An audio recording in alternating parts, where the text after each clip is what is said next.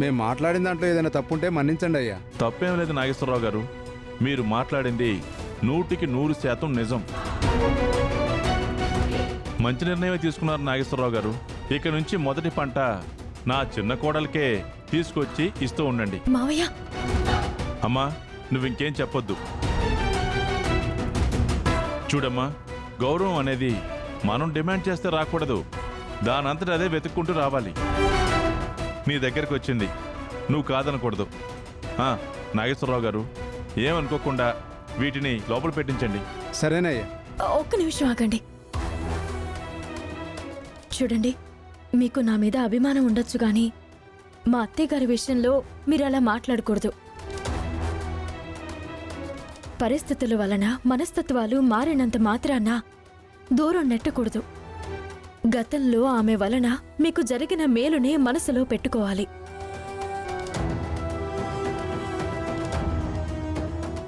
ఈ మధ్య కాలంలో నేను పల్లెటూరులో ప్రసాదాలు తయారు చేస్తున్నాను. అంతకు ముందు కొన్ని సంవత్సరాల నుంచి ఆవిడే కదా పెద్ద దిక్కుగా ఉండి చేస్తుంది. అసలు మా గట్టమనేని వంశంలోకి మా అత్తయ్య అడుగు పెట్టకపోయుంటే మన పల్లెటూరు అంతలా సస్యశ్యామలం అయ్యుండేదా ఏంటి?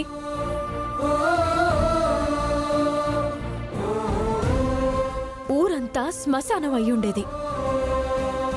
మా కుటుంబ విషయాలని ఆధారం చేసుకుని అత్తయ్యని అగౌరవపరచకండి. వెళ్ళి మొదటి పంటను ఆవిడికే ఇవ్వండి.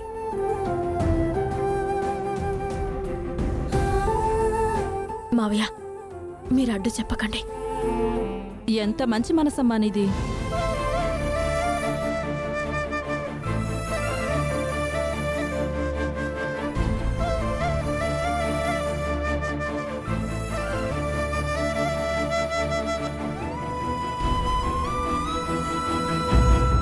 చిచ్చి, ఇంతలా మారిపోతారా?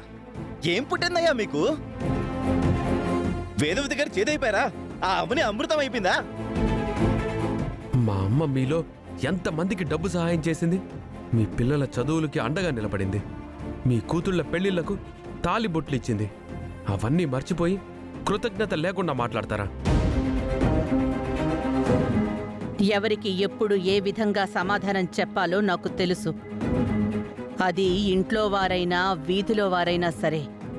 వదిలే శ్రీకర్. వినపడింది కదా, ఏంటలా చూస్తున్నారు? ఆ పల్లి ఇక్కడ పెట్టి అందరూ నోరు మూసుకొని తల దించుకొని బయలుదేరండి. మాకంటూ ఒక రోజు వస్తుంది, అప్పుడుంటుంది మీ సంగతి.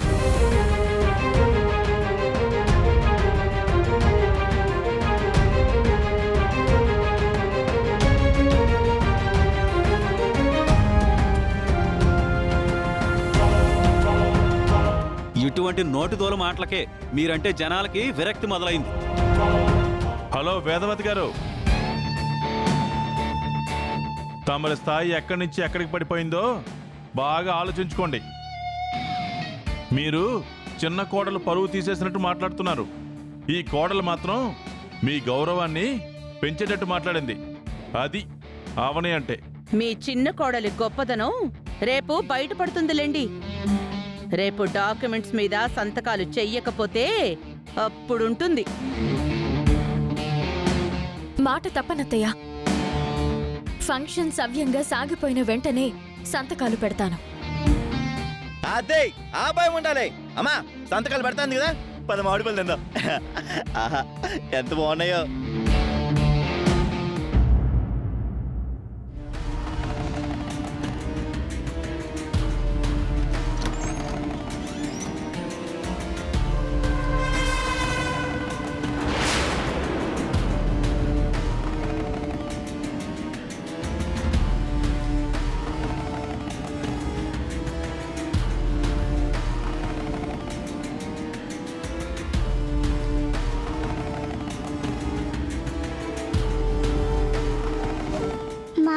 కన్నేసించమని అవనమ్మ కూడా ప్రాధేయపడుతూ అడిగింది. అందుకే ఈరోజు మాయ ఎంత దూరం వెళ్ళినా, వాగులు వంకలు దాటినా నేను నీడలా వెంటపడతాను.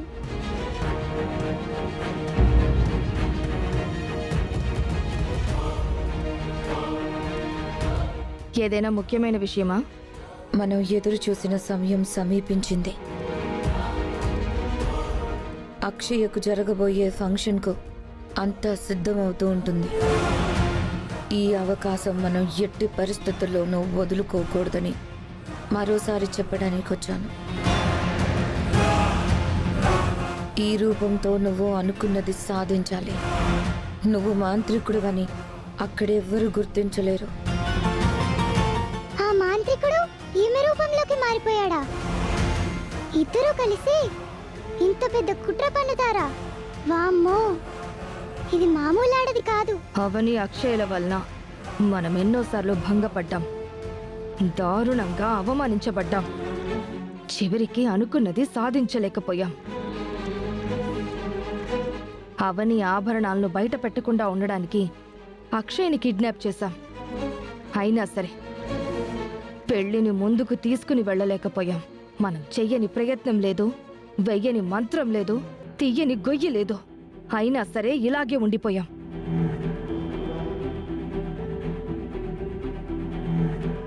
ఇక అక్షయ్ కథ ముగియబోతుంది.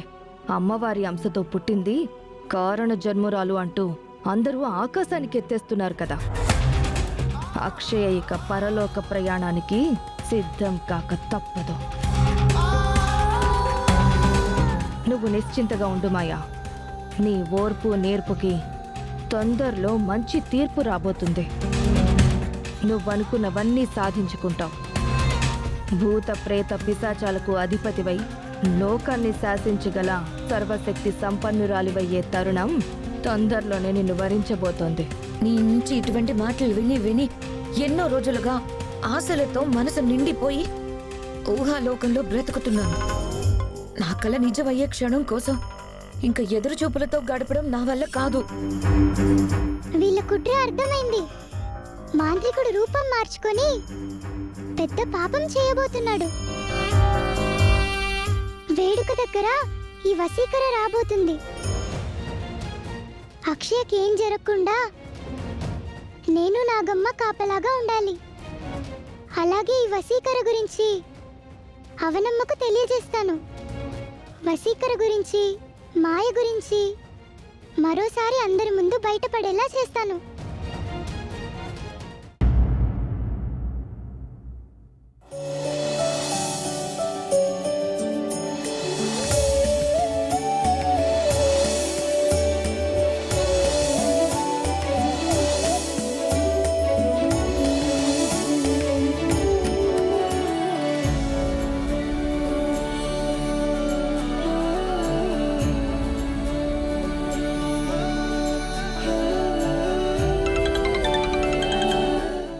హలో, చెప్పండి సుబ్బారావు గారు.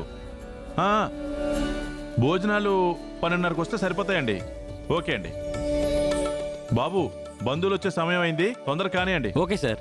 రండి రండి రండి.